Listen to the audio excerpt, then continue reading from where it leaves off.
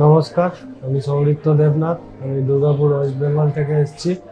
1 বছর আগে আমার একটা অ্যাক্সিডেন্ট হয়েছিল। অ্যাক্সিডেন্ট হওয়ার দরুন আমার পাটা ভেঙে গেছিল। ভাঙার পর আমি দুর্গাপুরে একটা হসপিটালে ট্রিটমেন্ট করাই। ওখানে অনেকগুলো প্লেট আর স্ক্রু লাগানো ছিল আমার পায়ে। লাগানোর পর কিছুদিন ধরে প্রবলেম হচ্ছিল, ব্যথা অনেক বেড়েছিল।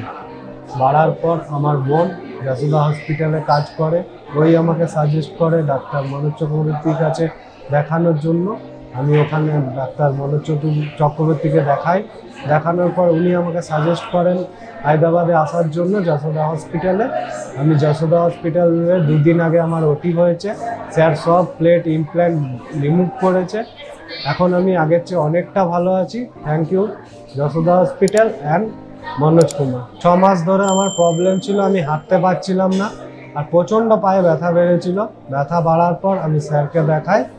স্যার এগুলো আমাকে সাজেস্ট করে। আমি এখন এখানে এসেছি, এখানে আমার অপারেশন হয়েছে। ইমপ্ল্যান্টগুলো সব স্যার বার করে দিয়েছেন। Thank you for Yashoda hospital and Manoj Chakraborty. ওনারা না থাকলে হয়তো আমি কোনোদিনই আর সুস্থ হতে পারতাম না। Thank you.